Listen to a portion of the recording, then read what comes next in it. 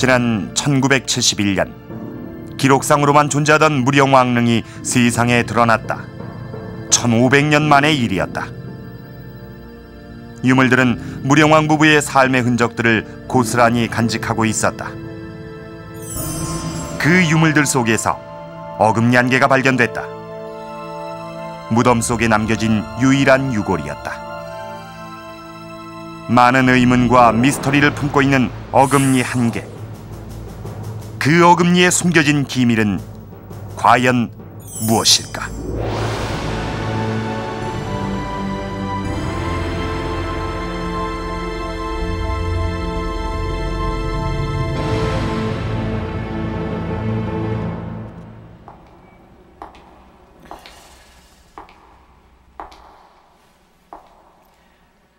화려한 연꽃 무늬로 아늑하게 둘러싸여 있는 이곳은 백제 제25대 무령왕과 왕비가 잠든 무덤입니다. 지금 제 오른쪽에 보이는 이 관이 왕비의 것이고 또 왼쪽에는 왕이 누워 계셨습니다. 삼국 중 아주 유일하게 주인이 밝혀진 이 무덤은 한국 고대사의 비밀을 풀어주는 중요한 단서가 되고 있습니다. 그런데 이 무령왕릉에서 이 발굴된 지 33년이 흐른 지금까지도 그 풀리지 않는 수수께끼가 하나 있습니다. 그것은 바로 지금 보시는 이 이빨입니다. 이 무령왕릉 유물 중에 이 이빨에 대해서는 거의 알려진 적이 없었습니다.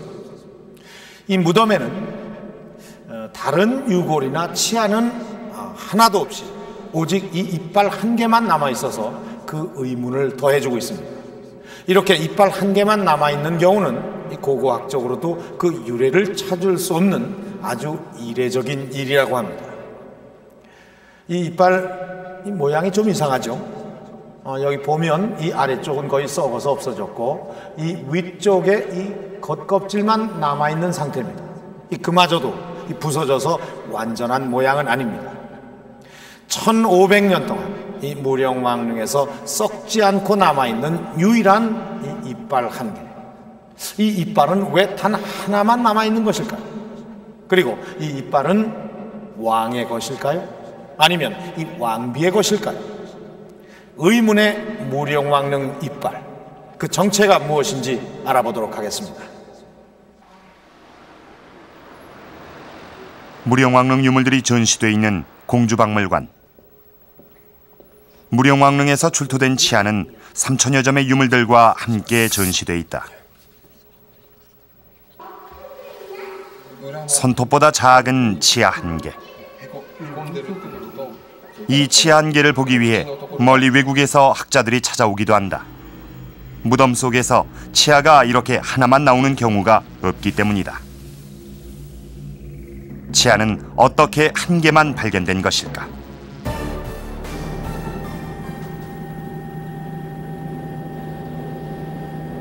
충남 공주시 금성동.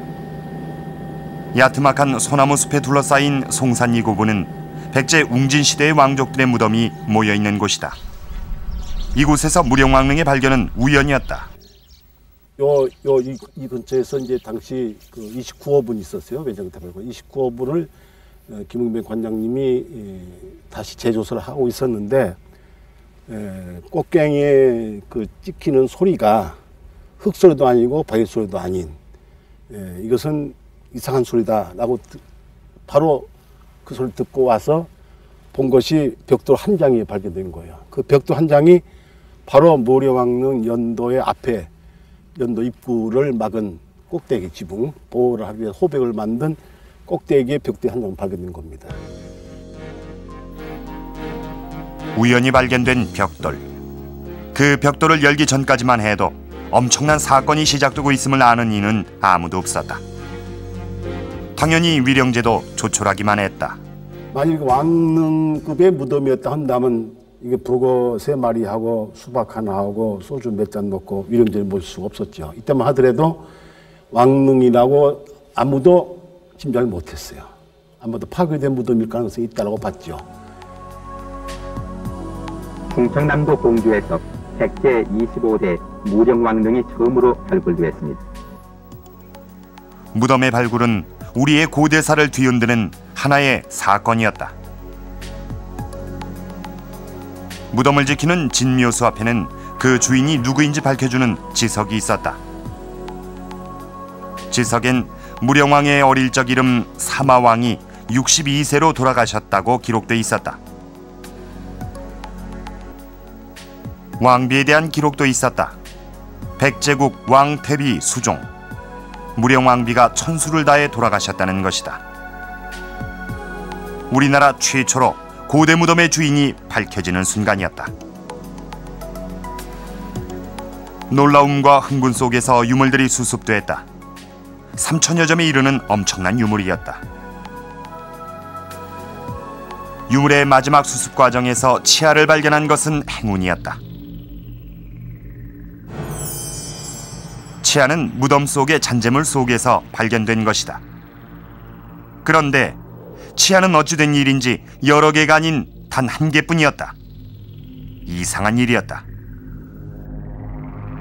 덜렁하니 하나만 있는 것이 그것도 좀 어떻게 보면 불가사의죠. 남아있는 걸 어쩝니까? 그런데 다 버린 건 아니고 발견된 건 그거 하나밖에 없으니까. 그리고 발굴을 잘못해가지고 다른 걸 다 없앤 건 아니고 그때 나머지는 그 현실 바닥에 있는 걸 그야말로 먼지까지 다 수거해 썰어서 가져왔기 때문에 그게 그 뒤에 정리를 하더라도 남아있으면 다 나오는 거죠. 角度を見てみないとわからない。それなぜかというとこっち側がないから。 하나만 남은 무령왕릉 치아. 이 치아는 과연 어떤 치아일까? まあ形から見ると下顎の一番後ろの左側の、臼歯じゃないかなっていうふうに考えられます。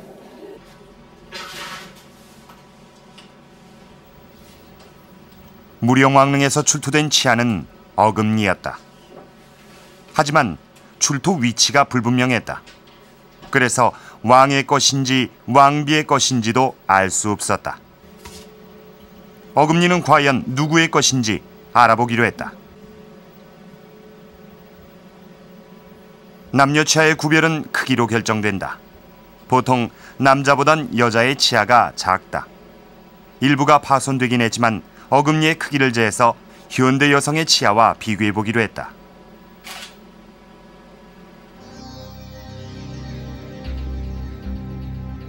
크기를 재본 결과 무령왕릉 어금니는 치아의 긴 부분인 장폭이 9.01mm였다. 치아의 단폭은 8.05mm로 현대 여성의 어금니보다도 작은 것이었다.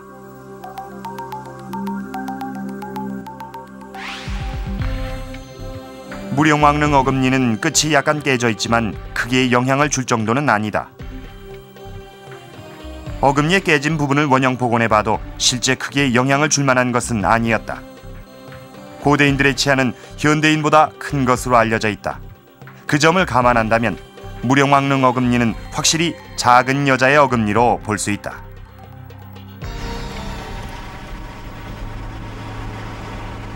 어금니는 왕비의 것으로 추정할 수가 있다. 그렇다면 왕비의 나이는 어느 정도인지 알아보기로 했다. 발굴 당시 어금니에 대한 분석을 의뢰한 곳은 서울대 치대였다.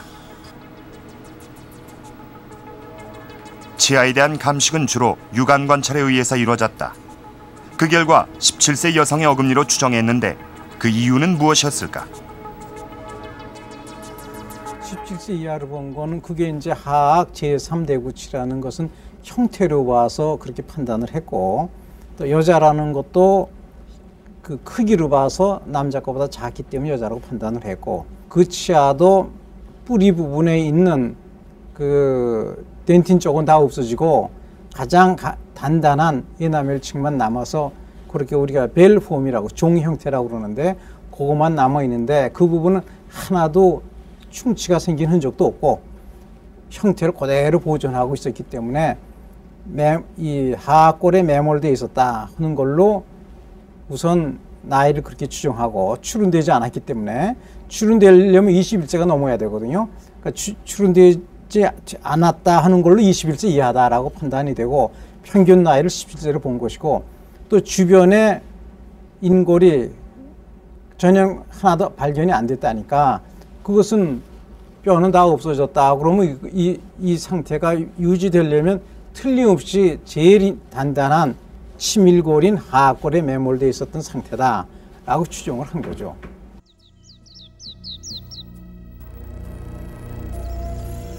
무령왕릉에선 수많은 유물들이 쏟아져 나왔다. 나무로 만든 유물까지도 원형 그대로 남아 있었다. 그런데 유골은 오직 어금니 한 개뿐이었다. 발굴 당시 치과 전문의들은 그 이유를 어금니가 턱뼈 속에 들어있었기 때문에 남을 수 있었던 것으로 판단했다. 턱뼈 속에 들어있던 어금니는 사랑니였다. 사랑니가 나오지 않았기 때문에 17세로 추정했던 것이다. 17세라. 그 꽃다운 나이에 이 무령왕비가 죽다니 뭔가 사연이 있을 것 같지 않습니까? 잠깐 치아 구조에 대해서 살펴보도록 하겠습니다. 이 치과 전문의들의 검증에 의하면은 이 무령왕릉 어금니는 이 아래 턱 제일 끝에 위치한 어금니, 즉 사랑니로 밝혀졌습니다. 그러니까 이 무령왕릉 어금니는 사랑니가 아직 잇몸 밖으로 나오지도 않고 죽은 17세 여성의 것으로 추정이 되었습니다. 그런데 이 무령왕릉 발굴 보고서에 의하면 이 어금니가 30대 여성의 것으로 기록이 되어 있습니다. 치과 전문의들은 17세라고 했는데 왜 중간에 갑자기 30대 여성의 것으로 바뀌게 된 것일까요? 그것은 아마도 62세로 승하한 이 왕의 정식 부인으로 보기에는 나이 차이가 너무 크기 때문이었을 겁니다. 이 무령왕비는 왕이 승하하고 3년 후에 세상을 떠났습니다. 그러니까 이 무령왕이 승하할 당시 왕비의 나이는 14세였다는 얘기가 됩니다. 상식적으로 생각해도 그 나이가 너무 어리다는 생각이 드는데요. 자, 과연 무령왕비는 17세였을까요?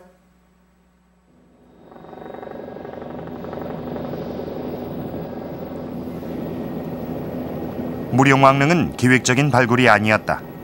준비되지 않은 상태에서 발굴이 이루어져 수많은 아쉬움과 의문점이 남게 됐다. 유물에 대한 수습도 10시간 만에 급하게 이루어졌다. 이런 과정에서 어금니가 발견되고 17세 여성의 것으로 추정이 되자 많은 논란이 일었다. 무령왕비의 나이를 17세로 추정할 만한 고고학적 입증 자료가 아무것도 없다는 것이었다.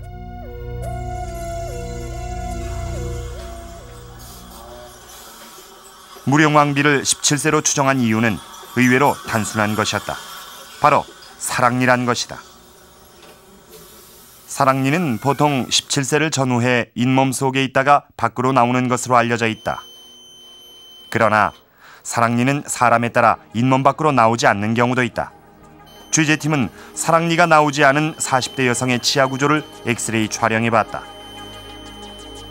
이 여성의 경우 잇몸 속에 사랑니가 들어있었다.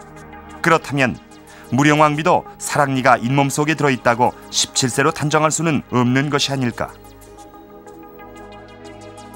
일반적으로 사랑니는 한 13세에서 15세 정도에 만들어지기 시작을 해서 입안으로 이가 나오기 시작하는 것은 한 16세에서 18세 정도에 나오는 것이 일반적인 것으로 되어 있습니다.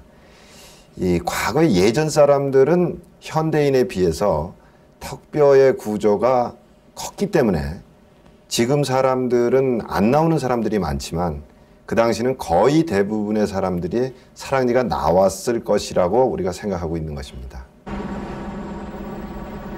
어금니에 대한 좀 더 정확한 분석을 위해 백제시대 다른 여성의 치아는 어떤지 살펴보기로 했다. 지난 98년 부여능살리에선 운동장을 만들다가 우연히 대규모 무덤군이 발견됐다. 이 발굴은 많은 사람들의 관심을 모았다. 백제인들의 유골이 원형 그대로 남아있었기 때문이다. 특히 이 무덤에서 발굴된 유골은 백제 여성의 신체적 특징을 파악할 수 있는 귀중한 단서를 제공해 주었다.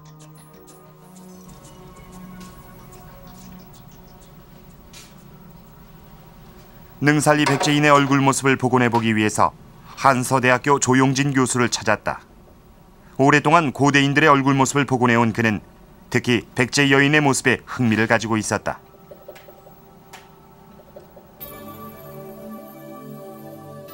복원된 백제 여성의 얼굴은 턱이 큰 서구적인 모습이었다. 마치 형제처럼 닮아있는 두 부부.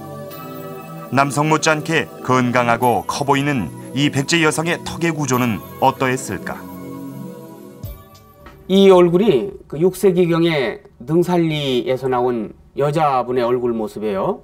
그런데 현대인 남자에 비해서 오히려 턱이 클 정도로 이 턱표가 크고 이렇게 보시는 바와 같이 아주 아래 얼굴이 크게 잘 이렇게 발달한 이런 얼굴입니다. 마치 그 일본의 다카마츠 고분에 있는 그 벽화 같은 그런 턱이 두툼한 인상의 그런 얼굴이었어요.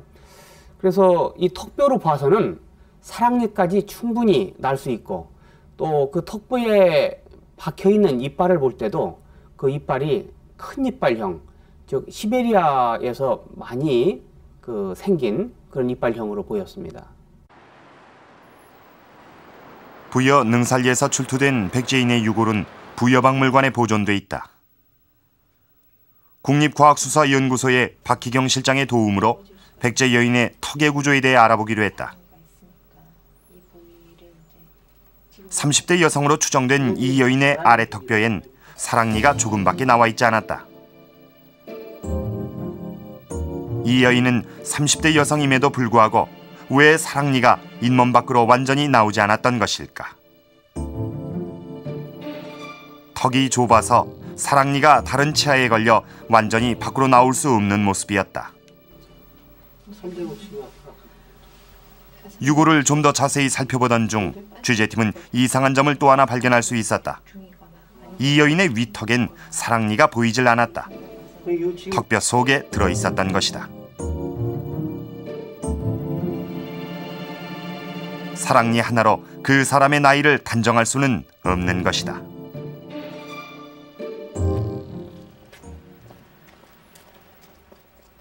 공주박물관의 협조로 무령왕비의 어금니를 정밀 검사해보기로 했다.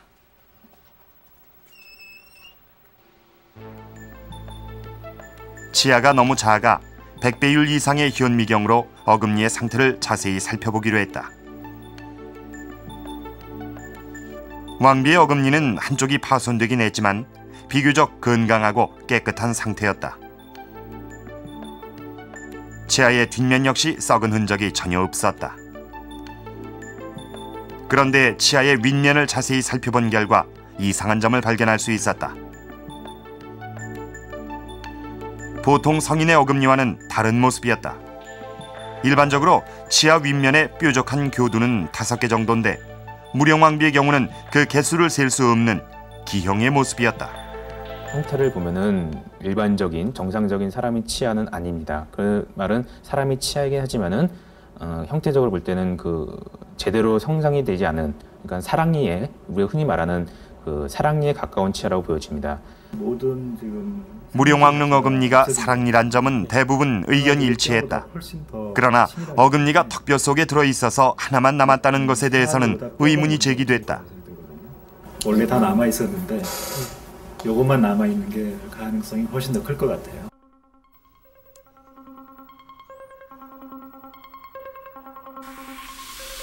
사람이 죽고 나서 가장 오랫동안 썩지 않고 남는 것이 뼈와 치아다. 그 중에서도 치아가 가장 오래 남는 것으로 알려져 있다. 치아는 같은 성분으로 돼 있다. 그래서 남을 경우 여러 개가 같이 남게 된다. 그 중에서도 범랑질이 가장 오래 남는 것으로 돼 있다. 만일 무령왕릉에서 여러 개의 치아가 남았다면 무령왕비의 나이를 17세라고 추정할 수는 없는 것이다. 치아의 구조가 일반적인 뼈보다 더 강도가 높고 튼튼하기 때문에 훨씬 더 오랫동안 보존이 되어집니다. 그래서 다른 여러 가지 여러 부분의 치아와 함께 남아 있었어야 될 거로 생각이 되어지는데, 지금 이 치아의 상태도 보면은 굉장히 심하게 훼손되어 있고 아주 약한 상태입니다. 그래서 조그만 외력이 가해지더라도 물론 이 치아도 일부분이 파손이 되어졌고요. 그래서 아마 다른 치아들도 남아 있었을 가능성이 높은데 이것이 어떠한 인위적인 힘 같은 거에 의해서 손상이 되어진 것이 아닐까. 무령왕릉에서 치아가 여러 개 남았을 가능성을 말해주는 것이 쪽이 떨어져 나간 무령왕비의 어금니란 것이다. 만일 치아가 여러 개 남아 있었다면 잇몸 속에 남아있던 사랑니로 볼 수 없고 당연히 17세로 추정할 수만은 없는 것이다. 어금니를 정밀 분석한 결과 무령왕비는 나이가 들어서도 사랑니가 나오지 않았을 가능성이 있습니다. 그렇다면 무령왕비의 나이를 17세로 보기에는 좀 무리가 있어 보입니다. 오히려 이 무령왕릉 발굴 보고서처럼 30대일 가능성이 더 큰 것으로 볼 수 있습니다. 자, 그렇다면 무령왕비의 나이를 추정할 수 있는 다른 단서는 없는 것일까요? 자, 그 하나의 단서가 바로 무덤에서 나온 이 지석입니다. 이 지석에는 왕비의 죽음을 수종으로 기록을 하고 있습니다. 이 수종이란 어떤 경우에 쓰는 말일까요? 10세기경 중국 후한시대 용어 해설집 이 성명에는 노사왈수종, 즉 늙어 죽었을 경우에 수종이라는 표현을 쓴다고 기록을 하고 있습니다. 자, 늙어 죽은 나이를 몇 살로 봐야 할지 정확하게 기록은 없습니다. 그러나 적어도 30세는 넘는 것으로 봐야 되지 않겠습니까?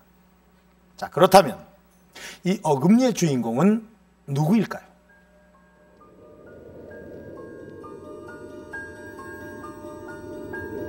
고대인들이 죽어서 그 흔적을 남기는 곳이 무덤이다. 죽은 자의 생활 공간이었던 무덤 속엔 살아생전 삶의 모습이 그대로 남아있기 마련이다. 무령왕릉에도 무덤 주인의 생전 모습과 신분을 말해주는 유물이 있다. 바로 지석이다.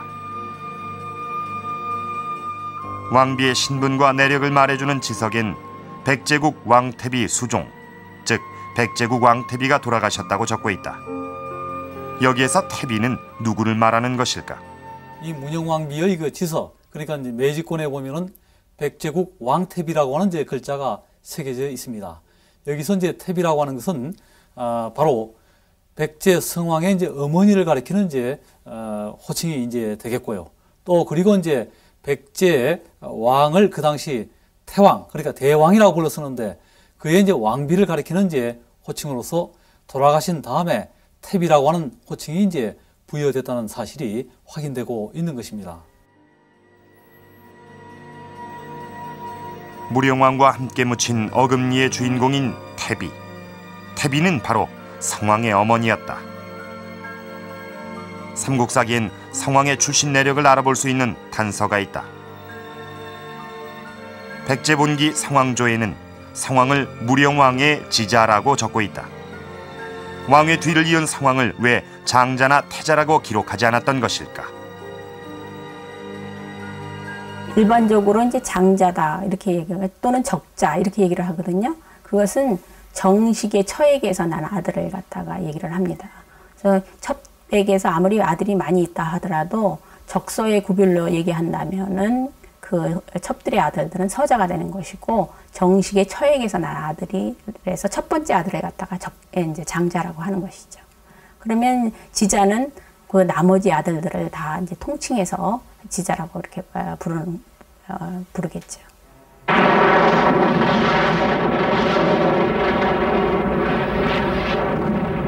성왕은 무령왕의 장자가 아니었다. 그렇다면 무령왕비의 큰아들이 따로 존재했던 것일까? 또 다른 장자의 존재 여부는 무령왕비의 나이를 추정하는 데 매우 중요한 단서다.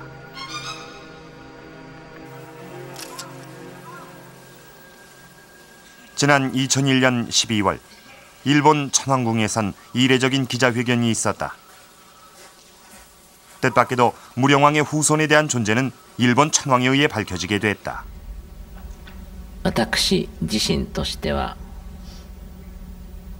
桓武天皇の生母が百済の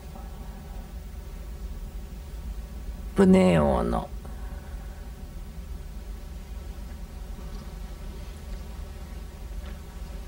子孫であると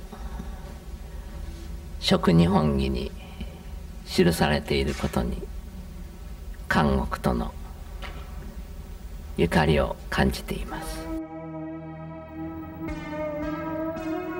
천황의 혈통 고백은 큰 반향을 불러일으켰다. 일본 천황가에 백제 무령왕 후손의 피가 흐르고 있다는 것을 인정하는 것이기 때문이었다. 무령왕의 후손에 관한 기록은 속일본기에 전한다.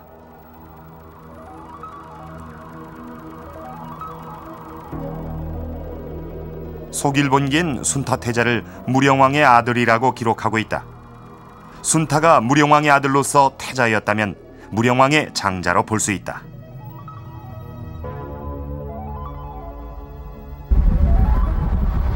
일본에서 순타태자의 존재를 확인하기 위해 그 후손을 찾아보기로 했다.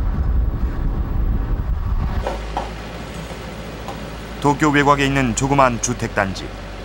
바로 이곳엔 고야 신립의 묘지를 알려주는 팻말이 있다. 참독 이렇게 있습니다. 그래서 이 환모천왕의 어머니인 이가사에게 무덤으로 가는 길이라는 이런.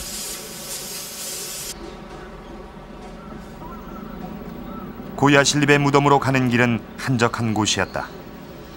대나무 숲으로 둘러싸인 조그만 야산 이세코우산 정상엔 무령왕의 후손이 잠들어 있었다.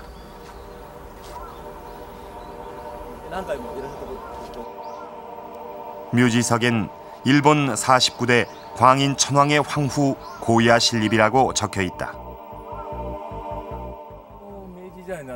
이곳에서 만난 이노우에 교수.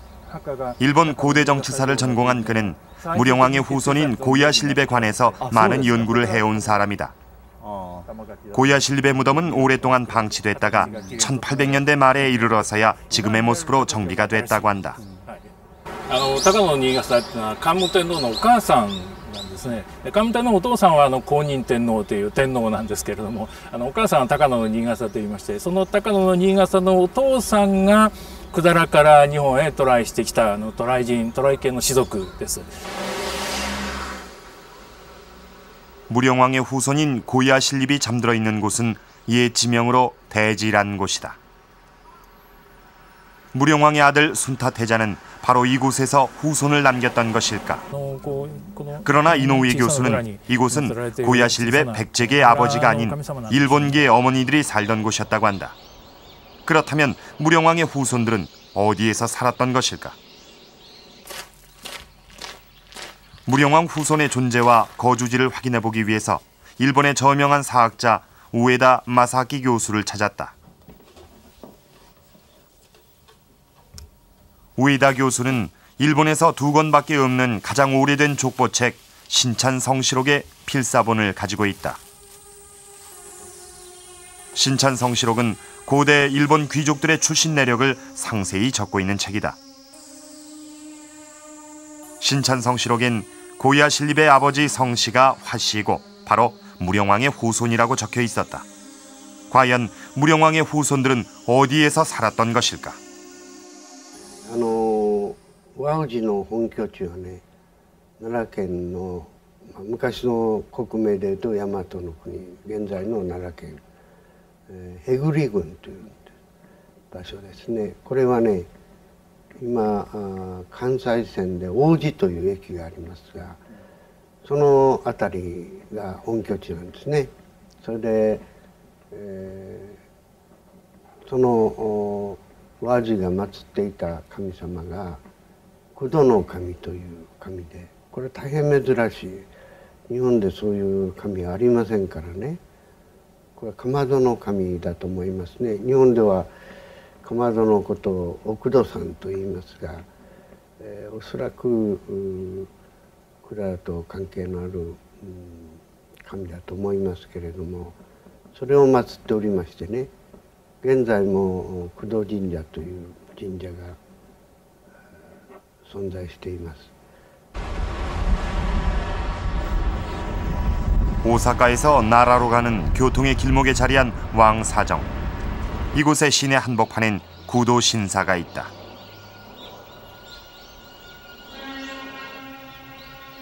구도 신사는 주인을 잃은 지 오래였다. 이곳에서 무령왕과 관련된 것을 전해주는 것은 아무것도 없었다. 단지 이 신사의 유래에 관한 것만이 현판에 적혀 있었다. 이곳에서 모시던 신과 사람들이 모두 교토로 옮겨갔다는 것이다.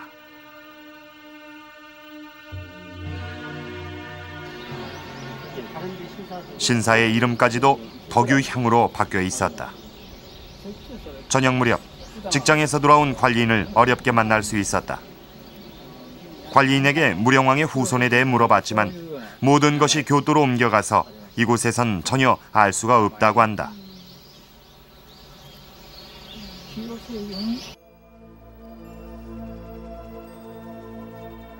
무령왕의 후손들은 처음엔 구도 신사에서 살았던 것으로 보인다. 그 후 일본의 고대 수도였던 나라 지역의 평성경으로 옮겨갔다. 그리고 다시 교토의 히라노 신사로 옮겨갔던 것이다.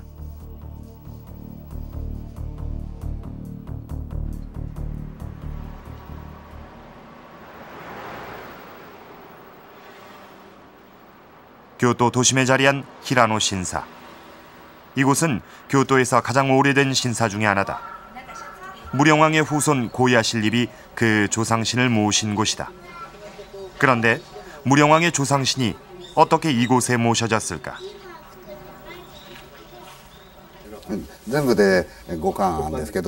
히라노 신사의 유래를 말해주는 사적기는 총 5권으로 되어 있었다. 이 신사의 사적기가 공개되긴 이번이 처음이라고 한다. 사적기엔 이곳에 신사가 있게 된 연유가 적혀 있었다. 8세기 초 무령왕의 후손이었던 고야실립의 아들 환무천황이 수도를 옮기면서 모시게 된 것이었다. もともとは奈良時代の奈良の都の御所にあったお社でした。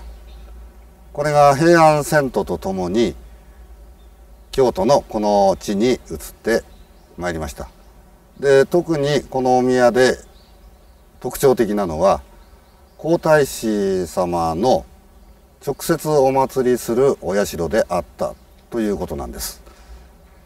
で、御祭神なんですが、夜柱がございまして、今木神、それから九度の神、古脇の神、姫神、四神をお祭りしております。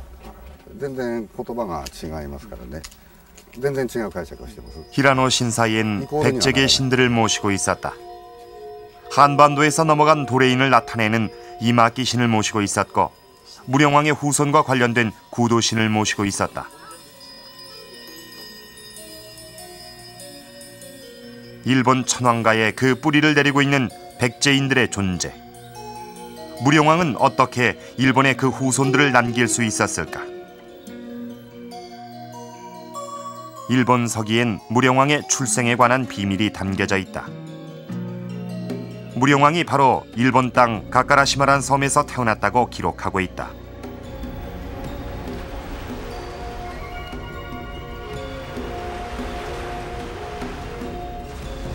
가까라시마는 한반도에서 일본으로 건너가는 해상 교통로상에 위치한 조그만 섬이다. 100여 가구 남짓 모여 사는 가까라시마엔 지금도 무령왕이 태어난 전설을 말해주는 동굴이 있다. 백제 25대 왕 무령왕의 탄생지란 팻말까지 만들어 놓은 가까라시마. 무령왕은 바로 이곳에서 태어난 것으로 알려져 있다. 하지만 무령왕이 가까라시마에서 태어난 후 40세까지의 행적은 묘연하다.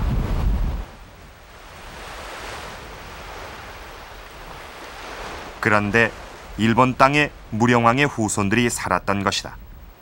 그렇다면 무령왕은 일본에서 태어나 성장하며 결혼해 후손을 남겼던 것일까?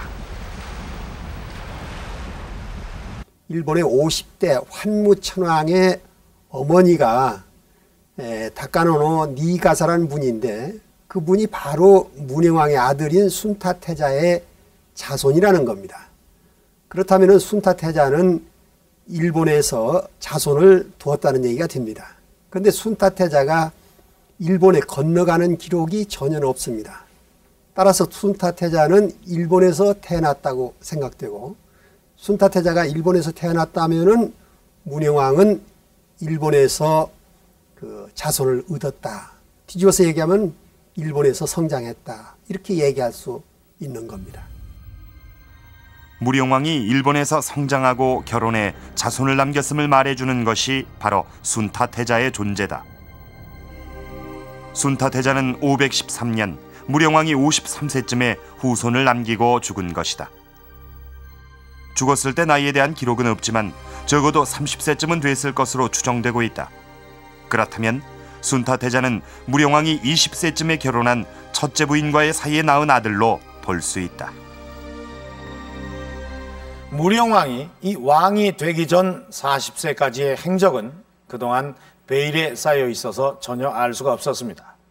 그런데 이번 추적 과정을 통해서 이 무령왕이 일본에 거주하면서 그 첫째 부인과의 사이에 난 장자가 순타태자였던 것을 알 수가 있었습니다. 자, 이 무령왕의 가계를 한번 살펴보도록 하겠습니다. 이 무령왕이 이 젊은 시절에 결혼한 부인이 바로 첫째 부인입니다. 그리고 그 아들이 순타태자입니다. 그리고 무령왕이 이 어금니의 이 주인공과 결혼을 해서 난 아들이 바로 성왕입니다. 물론 이 어금니의 주인공이 그 첫째 부인인지 아닌지는 아직 알 수가 없습니다.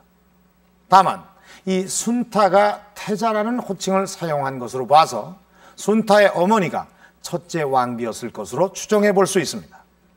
그렇다면은 무령왕비가 순타의 어머니였을까요?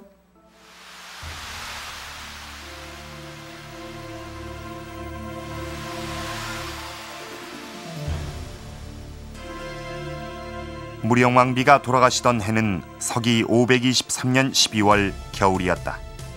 무령왕이 승하하고 3년 만의 일이었다. 돌아가셨을 때 나이에 대한 기록이 없어 무령왕의 첫째 부인이었는지는 알 수가 없다. 하지만 왕비의 나이를 추정해 볼 수 있는 단서가 있다. 일본 서기엔 무령왕비의 아들 성왕의 죽음에 관해서 기록하고 있다. 성왕은 554년 관산성에서 위험에 처한 아들을 구하려다가 처절한 최후를 맞는다. 이때 성왕의 아들 창, 즉 위덕왕의 나이가 29세였다고 기록하고 있다. 보통 20세 정도의 자식을 낳았다고 보고 무령왕비의 나이를 추정해봤다. 무령왕비는 504년에 성왕을 낳았고 돌아가실 때 나이는 42세 정도로 첫째 부인이 아닐 가능성이 높다.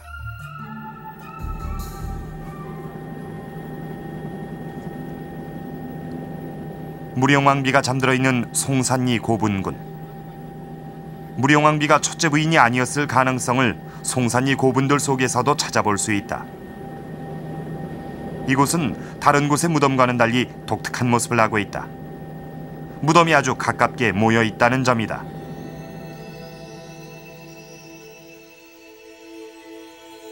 북쪽에 있는 무령왕릉을 중심으로 왕릉 주변엔 3개의 무덤이 삼각형 모양으로 배치돼 있다. 대략 10m 간격으로 붙어 있는데 왜 이 무덤들은 이렇게 가까이 모여 있는 것일까? 송산리 고분에 묻혀 있는 사람들이 대개는 백제 왕족들로 생각이 됩니다. 특히 그 중에서도 이제 5호분과 6호분 같은 경우는 무령왕과 가장 밀접한 관계가 있었던 인물들로 생각이 됩니다. 그래서 이렇게 그 가족들이 하나의 지역에, 하나의 산에 같이 묻히면서 또 나름대로 더 가까운 가족끼리 더 가까운 지역별로 묻히는 이런 가족장은 사실은 뭐 우리나라에서도 일반적인 예가 되겠고요. 또 중국에서도 이런 가족장은 남조 무덤에서 아주 흔하게 보이는 현상이 되겠습니다. 무령왕릉과 함께 모여있는 이 3개의 무덤은 무령왕과 혈연관계가 있는 가족들의 무덤이다. 그 중에서도 무령왕릉과 무덤의 구조나 만든 방식이 가장 흡사한 무덤이 있다. 바로 6호분이다. 송산리 6호분의 내부를 들어가 보면 이곳 역시 무령왕릉처럼 벽돌로 쌓아 만든 무덤임을 알 수 있다. 전문 중심이 지배적입니다. 지배적이라기보다는 거의 전문적으로 만들었다고 할 수가 있죠. 이 현실과 연도의 전문은. 무령왕릉과 차이점이 있다면 벽돌의 문양이다. 연꽃 무늬가 아닌 오수전 문양으로 만들어진 이 6호부는 언제 만들어진 것일까? 중국의 경우도 전문전이 앞서고 연꽃 무늬 벽돌이 뒤에 서 있습니다. 그러나 경우에 따라서는 전문전과 연합문전을 같이 쓰는 경우도 있었습니다. 딱히 어느 것이 앞이고 뒤냐라고 구분하기는 어려워도 대단히 중요한 것 중 하나는 무령왕릉의 천정을 구축하는 벽돌 한 장이 오수전문이 있습니다. 그러니까 완전히 일색으로 되어 있는 연꽃물 속에 오수전문 6호문과 똑같은 벽돌 한 개 들어가 있다는 이야기는 그 벽돌이 먼저 구워졌기 때문에 거기에 들어온 것이 아니냐라고 하는 것을 입증할 수가 있죠. 그렇게 본다고 한다면 6호분전이 먼저 만들어지고 그 다음에 무령왕릉이 만들어진 것으로 그렇게 구분해 설명할 수 있겠습니다. 무령왕릉보다 먼저 만들어진 6호부는 또 다른 특징이 있다. 왕의 무덤을 말해주는 사심도의 흔적까지 남아있다는 점이다. 벽화의 흔적까지 있는 것으로 보아 예사로운 무덤이 아니었음을 알 수 있다.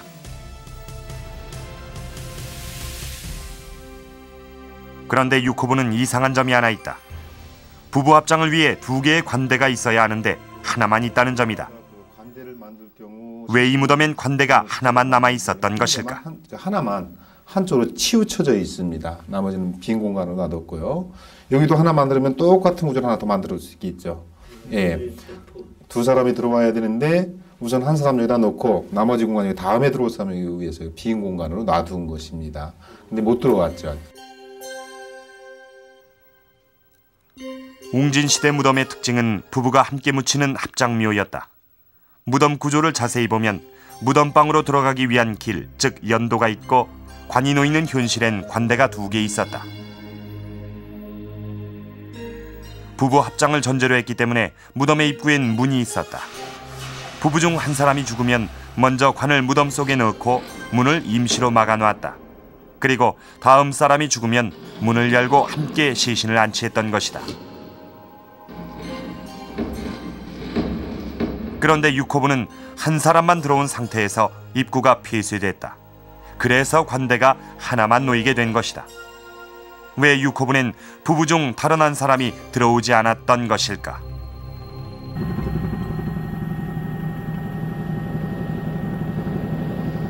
육호분의 주인공을 알기 위해서는 무령왕의 가족묘 외부 모습에 주목할 필요가 있다. 무덤에서 묻힌 사람의 신분을 알 수 있는 것은 무덤의 위치다. 삼각형으로 대치되게 두면은 여기에요, 여기. 그러니까 정확히 무령왕릉은 가족묘 중에서도 뒤쪽에 자리하고 있어 무령왕이 신분이 제일 높은 사람임을 알 수 있다. 여기 이 부분에 있고 이제 무령왕릉이 그 뒤에 딱 있잖아요. 그런데 무령왕릉이 발굴되기 전 옛 사진을 보면 그 중심이 되는 무덤은 6호분이었다. 1940년대까지만 해도 풍수지리상 무령왕릉은 단일 무덤이 아니라 6호분을 보호하기 위한 배총으로 여겨졌다. 당연히 최상의 자리인 6호분이었고 왕이 묻힐 무덤이었던 것이다. 무령왕과 6호분의 피장자를 알 수 있는 결정적인 단서는 6호분의 입구를 막은 벽돌이었다. 무령왕릉에서 사용된 연화문전으로 입구를 막은 것이다. 왜 입구를 무령왕릉의 연화문전으로 막은 것이었을까? 6호분의 내용 중에서 입구 마금의 벽돌을 보면은 여기는 또 무령왕릉의 벽돌이 들어가 있거든요. 그러니까 이렇게 설명이 되는 겁니다. 6호분을 먼저 만들어 가지고 이 무덤이 존재하고 있는 사이에 무령왕릉이 만들어지는 겁니다. 무령왕릉을 만들면서 이미 만들어져 있던 6호분의 입구를 막아버렸다는 거죠. 이건 6호분에 묻힌 사람하고 무령왕릉에 묻히는 사람하고 어떤 관계가 있어서 그 관계 속에서 6호분을 사용하려다가 하다가 안 되니까 앞서 말씀드린 것처럼 무령왕릉을 좀 황급하게 만들어 놓고 그리고 6호분 입구를 막았기 때문에 무령왕릉은 좀 엉성하게 좀. 화려한 연꽃 무늬로 장식된 무령왕릉. 그러나 자세히 보면 부실공사의 흔적을 엿볼 수 있다. 벽돌이 깨지고 부서진 모습이 곳곳에서 보인다. 무령왕릉은 왕의 무덤임에도 불구하고 급하게 만들어졌음을 알 수 있다. 왜 무령왕릉은 이렇게 급하게 만들었던 것일까?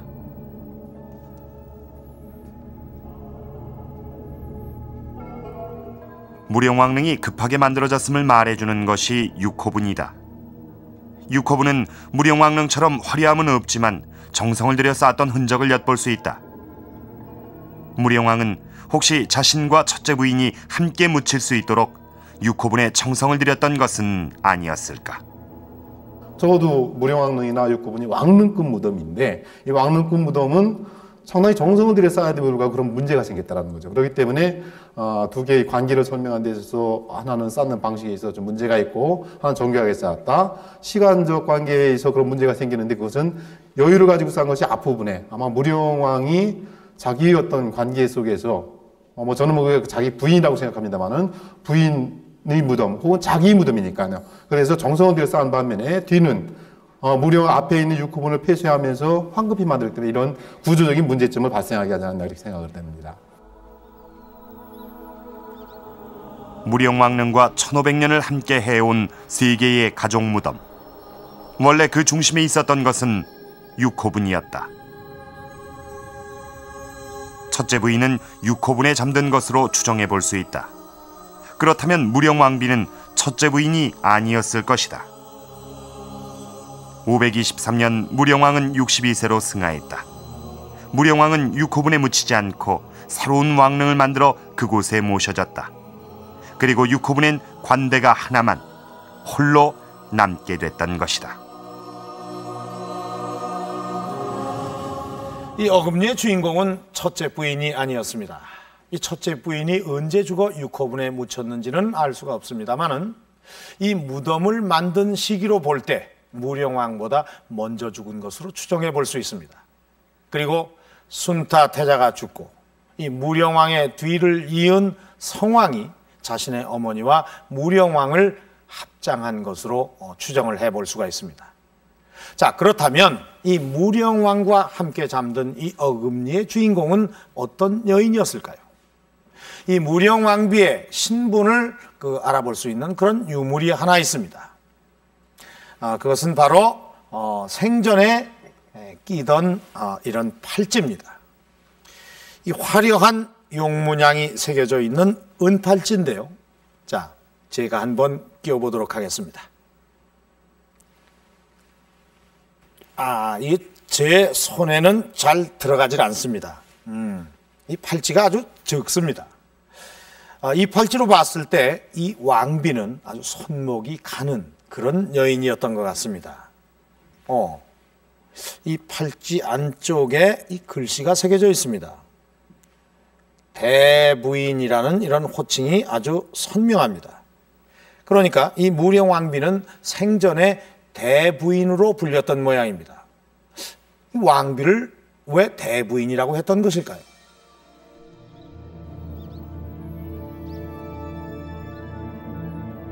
무령왕릉에선 왕과 왕비가 살아생전에 사용하고 아끼던 많은 유물들이 쏟아져 나왔다.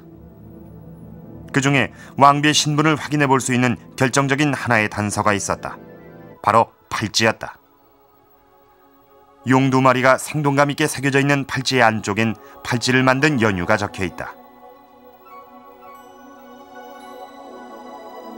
서기 520년 경자년 2월에 다리라는 장인이 대부인을 위해 만들었다고 적혀 있는 팔찌는 왕비가 돌아가시기 6년 전에 만들어진 것이다. 무령왕비는 살아생전에 왕비였다. 그럼에도 불구하고 팔찌엔 대부인으로 적혀 있다. 왜 대부인이라고 했던 것일까? 한서 왕망전에 볼 것 같으면은 거기도 대부인이라고 나와서 있는데, 그 대부인이라고 하는 뜻은 정실 부인을 대부인이라고 했고, 또 그것도 세자를 둔 왕비를 대부인이라고 이렇게 써서 있습니다. 대부인이 어떤 의미를 나타내는지는 일본 서기에서도 엿볼 수가 있다. 일본 서기 제명 6년조엔 백제의 멸망 원인을 군대부인 요녀가 무도에서라고 적고 있다. 여기서 군대부인은 의자왕의 두 번째 왕비를 말하는 것이다. 과연 대부인은 어떤 의미였을까? 군대부인의 군이라고 하는 것은 백제에서 군이라고 하는 칭호를 받았던 유력한 출신 호족을 얘기하는 것이 아닌가 생각이 되고, 대부인이라는 것은 일반적으로는 당시에 부인이라고 하는 표현을 썼는데 여기에서 대부인이라고 표현을 한 것을 보면은 아마 부인 중에서 품기가 높은 부인, 다시 말하면은 그 아들 왕자를 생산한 부인을 얘기한 것이 아닌가 이렇게 생각이 됩니다. 구중궁궐의 안채를 차지했던 것은 왕의 부인들이었다. 여러 명의 부인 중에서도 대부인은 왕의 후계자를 낳은 부인을 지칭하는 것으로 볼 수 있다. 팔찌의 주인공인 무령왕비도 기비였다. 그리고 무령왕의 뒤를 이은 성왕의 어머니였기 때문에 대부인으로 불렸던 것이다. 그렇다면 왜 성왕의 어머니는 생전의 왕비로 불리지 않고 부인이라고 했던 것일까?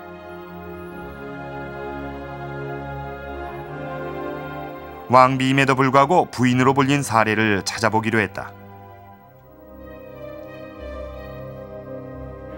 일본 서기에서 그 예를 찾아볼 수 있다. 청령 천황의 어머니를 황태부인으로 적고 있는 것이다. 다른 천황의 어머니와는 달리 황태후라 하지 않고 황태부인이라 한 이유는 무엇일까? 그 답을 서치별 천황의 경우가 말해주고 있다. 서치별 천황은 목시라는 호족 출신의 딸을 아내로 삼았기 때문에 황부인으로 한다고 기록하고 있다. 율령의 지식을 갖고 얘기한다면은 그것은 내친왕, 즉 천왕의 딸이나 누이 동생이 아니기 때문에 일반 호족의 딸이기 때문에 부인으로 표현되어 있으리라고 생각됩니다. 무령왕비가 생전에 대부인으로 불렸던 이유, 그것은 일본의 사례처럼 신분상 호족 출신의 딸이었기 때문에 왕비란 호칭을 쓰지 못했던 것은 아니었을까? 왕비의 신분에 대해 또 하나 말해주고 있는 것이 바로 지석에 쓰인 수종이다. 수종은 천수를 다하고 늙어 돌아가셨다는 뜻이다. 사람의 신분을 알 수 있는 것 중에 하나가 바로 죽었을 때의 기록이다. 보통 황제의 죽음에 대한 공식적인 표현은 붕, 왕비의 죽음엔 훙으로 기록된다. 그리고 제후의 죽음은 조를 쓰고 평민의 경우는 사를 써 그 표현에 있어서도 신분상 차등을 두었다.